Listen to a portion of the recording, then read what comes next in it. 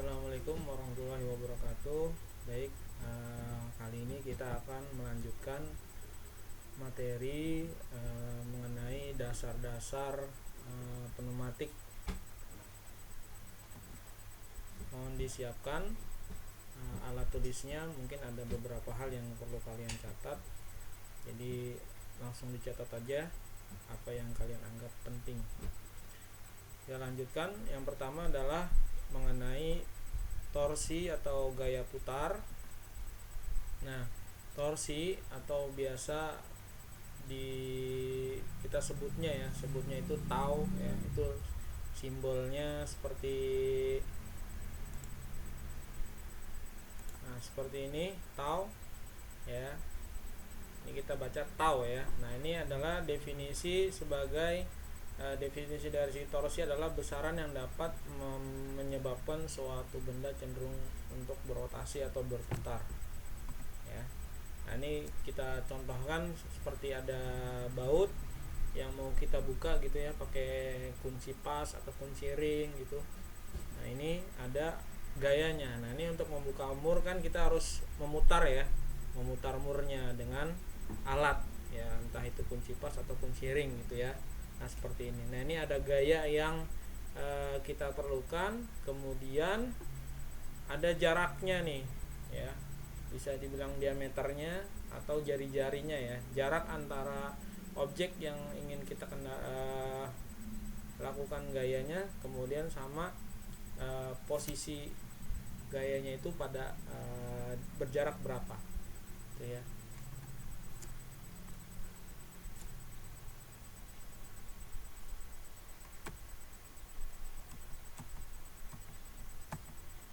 Oke. Nah, pada torsi ya atau ini ya, jadi ada gaya yang kita gunakan untuk melakukan usaha ya atau pergerakan tadi. Contohnya kita membuka mur tadi. Nah, di sana jika kita posisi gaya antara mur dengan tangan kita ya sebagai pembuka bautnya ya, posisinya di tengah dan di ujung dari kunci pas itu rasanya akan beda ya. Jadi jika kita memutar mur tadi yang berjarak X ini ya, dari sumbu bautnya yang akan terasa lebih sulit ketimbang kita membuka dari ujung kunci pasnya ya. Nah, ini berpengaruh sekali. Nanti kalian bisa coba di rumah iseng-iseng kemudian buka sesuatu aja. Bisa berupa mur atau baut seperti ini ya, menggunakan obeng gitu. Ada obeng yang pendek, ada yang panjang kan. Nah, bedain rasanya ketika kalian membuka mur tersebut. Jika menggunakan obeng yang pendek bagaimana, kemudian yang panjang bagaimana ya, apakah ada perbedaan dari tenaga yang dibutuhkan untuk membukanya gitu ya. Nanti kalian buktikan sendiri di rumah. Nah, kemudian artinya jadi dari faktor yang mempengaruhi gerakan memutar tadi ada dua, yaitu tergantung dari besar gayanya, kemudian jaraknya ya. Kemudian jaraknya itu juga berpengaruh ya.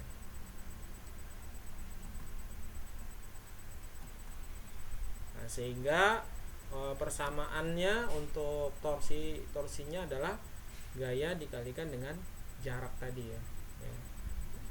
Gaya dikalikan dengan jarak. Nah, itu kita dapat torsinya. Kemudian beralih ke submateri berikutnya adalah hukum Pascal. Nah, ini yang digunakan juga dalam sistem pneumatik dan hidrolik ya. Nah, ini ada bunyi hukum Pascalnya. Jika ada zat alir diberikan tekanan, maka tekanan tersebut akan diteruskan ke segala arah dengan besar yang sama ya. Jadi jika ada contohnya, ini ada ilustrasi. Nah, ini misalkan ada dua pipa, yang satu kecil, yang satu besar ya.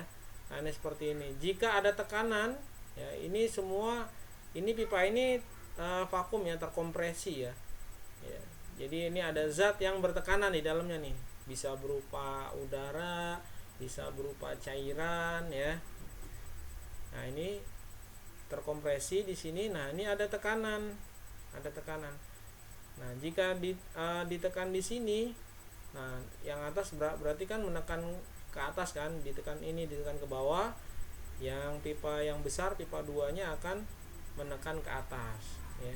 Jumlah tekanan yang ditekan di pipa 1 itu akan sama besar dengan jumlah tenaga atau tekanan yang terjadi di pipa 2 ya. Ini sederhananya untuk hukum Pascal. Jadi bisa disimpulkan bahwa tekanan 1 sama dengan tekanan 2 ya. Jadi tekanan yang terjadi pada pipa 1 sama besarnya dengan tekanan di pipa 2. Nah, ini adalah hukum Pascal. Nah, ini nanti juga digunakan dalam sebuah sistem pneumatik dan hidrolik ya. Nah, tadi bahwa tekanan di pipa 1 sama dengan tekanan di pipa 2 ya. Dimana tekanannya sendiri rumusnya adalah gaya dibagi dengan luas penampangnya ya, luas penampang. Ini luas penampangnya nih ya. Gaya dibagi dengan luas penampangnya, sehingga didapat bahwa gaya yang bekerja pada luas penampang 1 sama dengan ya gaya pada luas penampang 2. Mohon maaf ini salah tulis ya, ini F ya, bukan P. F2 ya. Mohon maaf, nanti dikoreksi. Nah, ini yang terjadi. Jadi tekanan dari pipa sebelah kiri ya, pipa 1 itu sama dengan tekanan pada pipa 2. Jadi manfaatnya apa dari hukum Pascal ini adalah kita bisa menggerakkan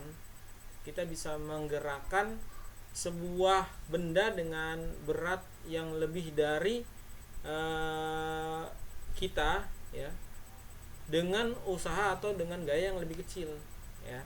Nah, ini manfaatnya. Jadi kita bisa menggerakkan benda yang berat dengan tenaga yang cukup kecil, relatif kecil ya. Nah, aplikasinya apa nih? Nah, kita lihat aplikasinya dari hukum Pascal. Yang pertama yang kita bisa lihat di kehidupan sehari-hari ada dongkrak mobil ya, dongkrak. Nah, ini dia dongkrak ini, dia sistemnya adalah hidrolik ya. Ada cairan, ada fluida di dalamnya, dipompa. Nah, dia untuk menaikkan apa? Nah, naikkan mobil, misalkan ganti ban mobil. Nah, ini menggunakan alat ini. Nah, ini menggunakan prinsip hukum Pascal. Kemudian juga ada hidrolik mobil yang ada di cuci mobil atau steam motor ya. Nah, ini banyak sekarang menggunakan ini. Ya, jadi mungkin biar lebih efisien pada saat membersihkan atau reparasi ya bengkel mobil ya, untuk menaikkan melift mobil itu ke atas ya. Ini sederhana. Jadi mobil yang beratnya luar biasa ribuan kilo. Nah, ini bisa digerakkan dengan nanti kalau di sistem hidrolik itu ada motornya ya, untuk motor listrik doang. Dengan hanya itu dia bisa mengangkat beban ribuan kilo. Kemudian ada juga aplikasi dari hukum Pascal itu ada di sistem pengereman pada mobil ya, sistem rem pada pada mobil. Nah, ini kalau sistem rem ini dia menggunakan bentuknya liquid ya, cairan fluidanya berupa oli. Nah, ini contoh aplikasi yang menggunakan hukum Pascal di kehidupan sehari-hari. Nah, mungkin kalian bisa lihat di sekeliling kalian, kira-kira dengan tadi prinsipnya hukum Pascal adalah dengan sedikit tenaga ya, kita bisa menggerakkan benda yang beratnya luar biasa, berpuluh kali atau pokoknya lebih berat dari yang kita gunakan energinya sedikit, tapi benda yang kita gerakan itu berat ya. Nah, Kalian bisa lihat di sekeliling kalian apa saja sih. Nah, nanti kalian bisa sebutin ya. Kemudian di dalam bab ini juga membahas tentang aliran fluida ya. Nah, sistem hidrolik dan pneumatik keduanya itu berkaitan dengan aliran atau flow ya. Aliran fluida di dalam pipanya ya. Kalau pneumatik kan dia menggunakan udara bertekanan.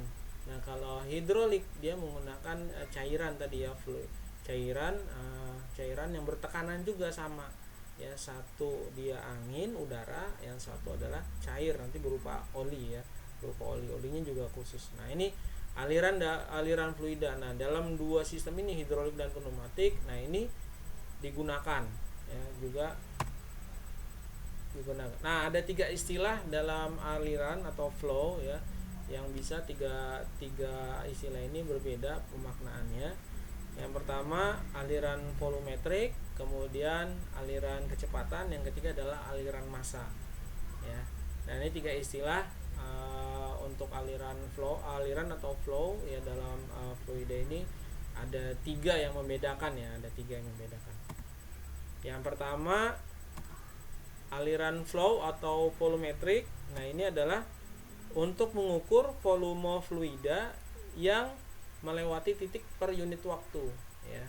Mengukur volume fluida yang melewati titik per unit waktu. Nah, fluidanya itu bisa berupa gas yang bertekanan dan atau suhunya juga ya, ada suhunya juga yang diukur gitu. Nah, sedangkan aliran massa, nah ini adalah untuk mengukur massa fluidanya ketika melewati suatu titik waktunya ya. Ini kalau ini yang diukur adalah massa fluidanya. Yang ketiga adalah aliran atau flow kecepatan. Nah, ukuran kecepatan aliran ini lajunya linear ya. Kemudian yang diukur adalah kecepatan alirannya.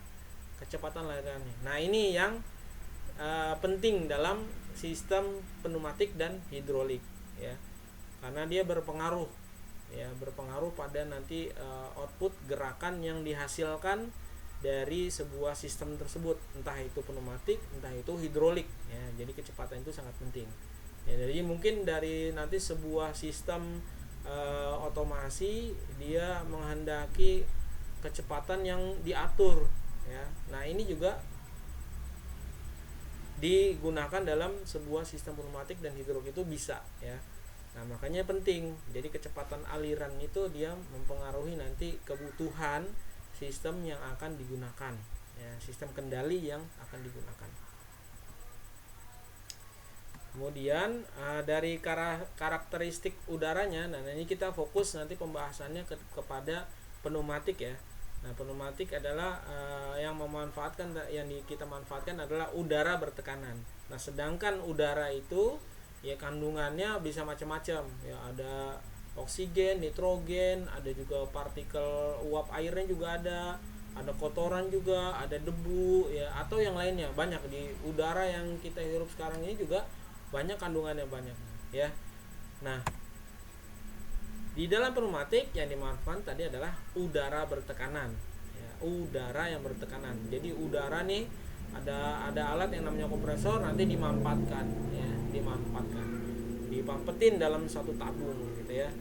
Nah, yang kita sebut sebagai nanti adalah sistem pneumatik ya, sistem pneumatik.